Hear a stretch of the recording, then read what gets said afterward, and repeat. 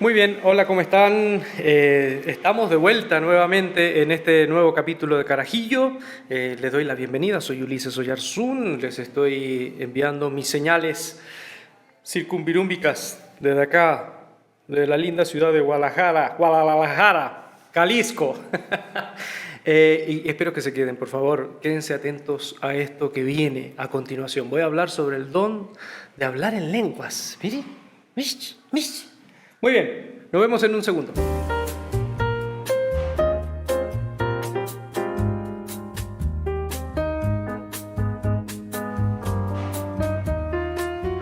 ¿Cómo están? ¿Cómo les va? Perdón, se movió la silla. Estamos en el segundo capítulo de esta segunda temporada de Carajillo. También otro de los temas que me han pedido es que hable sobre el don de lenguas. Ay, señor. Yo creo que voy a ser bien escueto en esto porque esto es muy sensible. De hecho, quiero comenzar contando una anécdota. Cuando yo era un adolescente, no era un adolescente, ya estaba entrando a la edad adulta, llegué a la iglesia y yo viví una experiencia tan linda y muy bonita con respecto a esto de hablar en lenguas. Y no fue algo premeditado, no lo busqué, no fue un balbuceo, no fue que me dijeron repite conmigo alaba, alaba, alaba, alaba. Y que se te enrede la lengua, que fluya, que fluya. No. Además que yo no vengo de un contexto carismático, yo vengo de un contexto de iglesias bautistas, más tranquilas. Entonces, estas cosas se veían a la distancia, se veían como del otro lado de la vereda, como algo extraño, algo muy extravagante, desordenado, sospechoso, espurio. Y así todos esos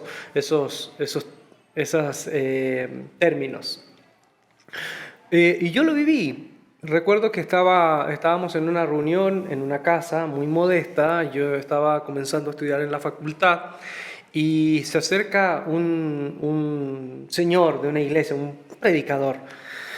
Y yo en ese tiempo justo estaba en un tiempo muy bonito de buscar a Dios y yo le decía a Dios, Señor, quiero vivir algo especial porque siento que en el contexto de mi comunidad todo es muy bonito, pero siempre era como, quiero dar gracias por un testimonio que viví hace 40 años.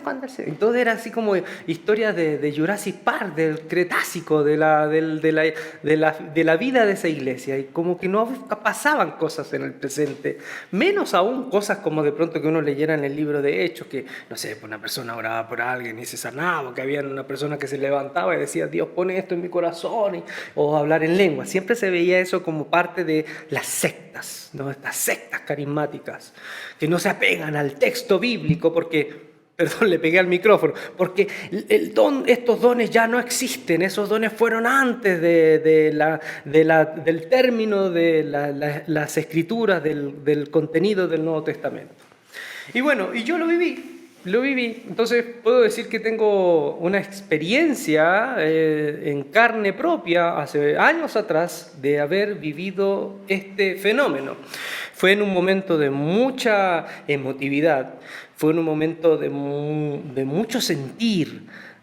Yo quería tener algo especial y recuerdo que el predicador me dijo, oró por mí y me dijo, mira, dile a Dios lo que hay en tu corazón.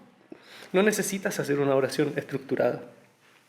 Y en un momento de emoción sentí que las palabras se me hacían cortas y empecé a hablar, así como un balbuceo. Y yo era consciente, no estaba fuera de sí, no estaba alejado de mí, estaba consciente de lo que estaba pasando, pero era un estado, creo yo, si lo miro desde la distancia, como de alteración de conciencia. Un estado como de trance, pero no estaba inconsciente, estaba ahí, pero es un momento en donde la sensación de tiempo y espacio se diluyen y tú estás en un eterno presente. Fue muy bonito. Y de hecho después de eso me sentía diferente. Me acompañó por un buen tiempo esa experiencia en donde la seguía practicando, porque si bien había dentro de la iglesia varias miradas que veían con sospecha estos fenómenos, habían un par de hombres y mujeres maduros en la iglesia que decían, mira, esto es de Dios, pero ahora si en la reunión en general te vienen ganas de hacer esto y ves que no hay como un mensaje inteligible, sino que simplemente el deseo de querer conectarte con Dios, hazlo ahí despacito, despacito. Que no empieces a hablar en lengua ahí delante de todos, si no hay nadie que interprete quizás lo que viene, porque leían en ese sentido las cartas de Pablo a los Corintios, ¿no? Capítulo 12, 14, en donde pasaba esto en esa iglesia. Y Pablo les decía, que puede ser una profecía, podría ser un mensaje de Dios, pero si no había intérprete que entendiera ese lenguaje que no es entendible, mejor que se calle la persona y que lo practique él con Dios a solas, porque eso es solo para su provecho espiritual personal.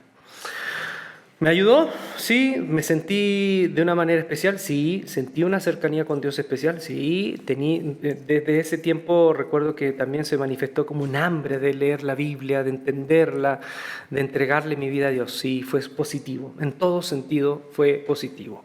Por alguna razón, y aquí no tengo una explicación y soy muy honesto con ustedes, por alguna razón con el tiempo no seguí practicando eso, pero sí tengo otro tipo de prácticas en donde intento entrar en esa profundidad con Dios.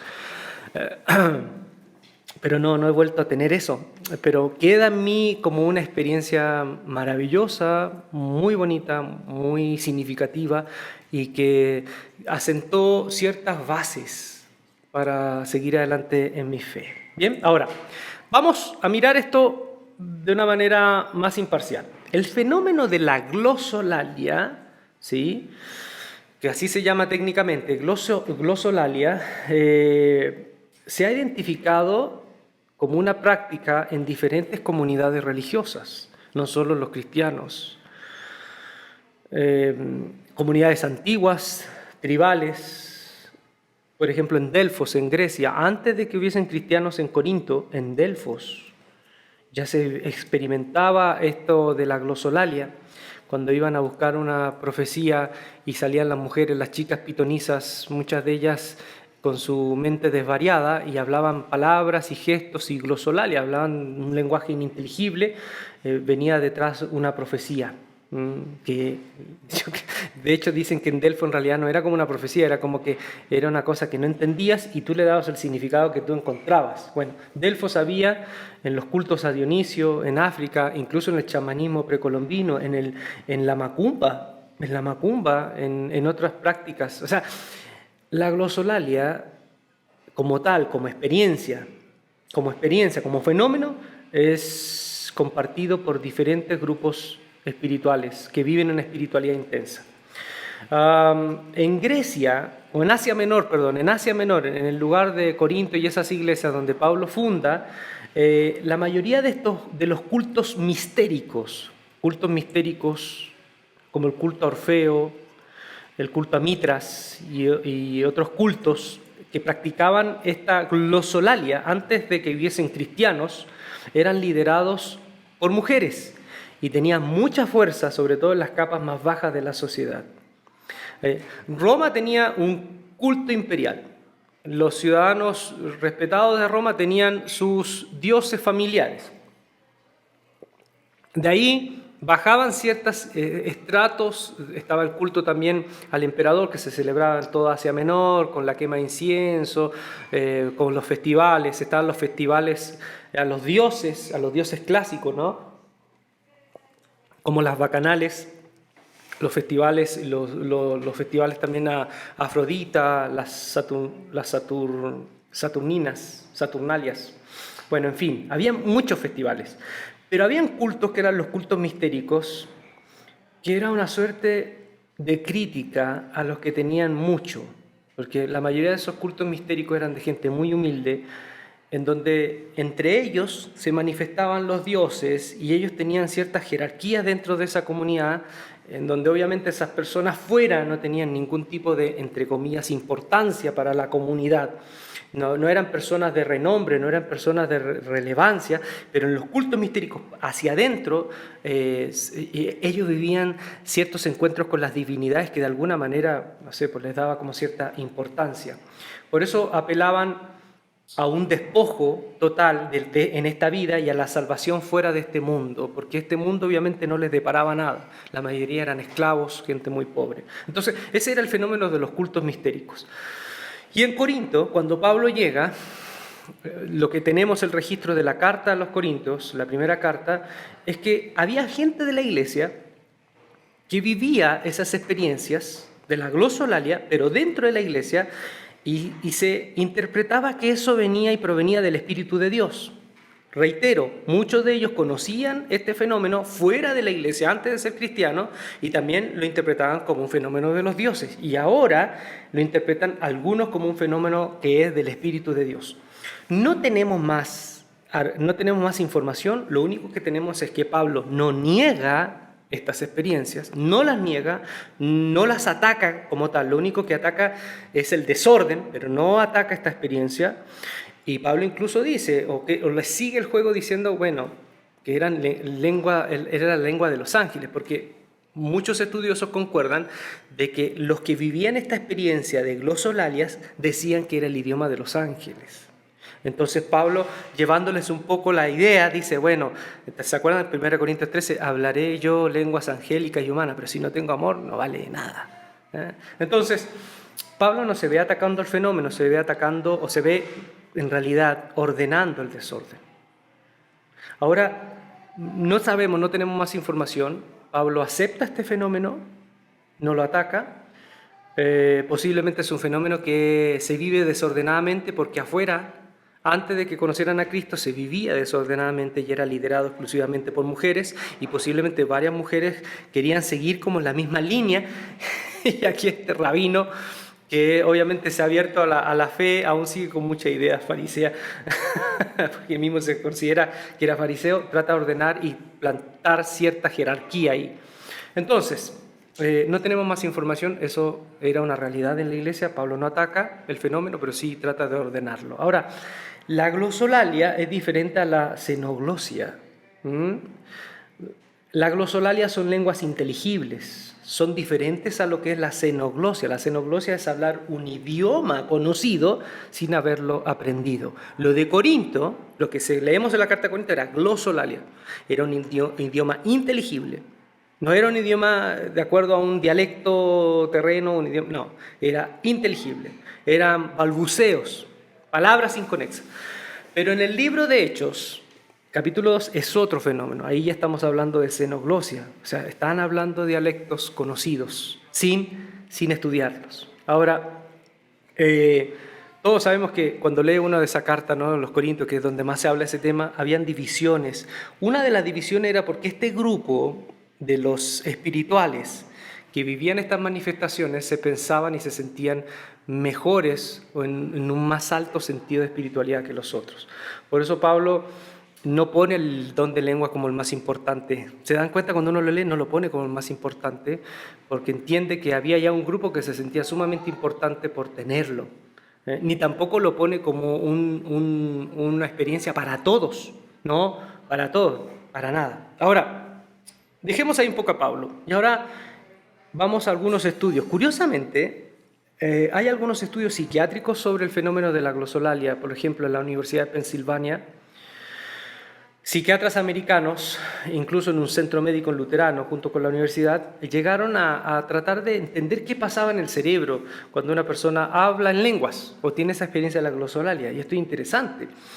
Llegaron a la conclusión de que efectivamente habían ciertos efectos positivos en el cerebro, porque hoy han visto, ¿no?, que hoy se puede ver el cerebro en vivo y cómo los neurotransmisores y el lóbulo frontal y diferentes lugares del cerebro van reaccionando ante ciertos estímulos. Y lograron ver que habían efectos positivos sobre algunas zonas del cerebro vinculadas al afecto. Entonces, también, bueno, y también llegaron a otra conclusión, que uno puede llegar a hablar, entre comillas, en lengua, luego de varios balbuceos. O sea, si tú tienes un trabajo inductorio de balbucear, así como alabanza,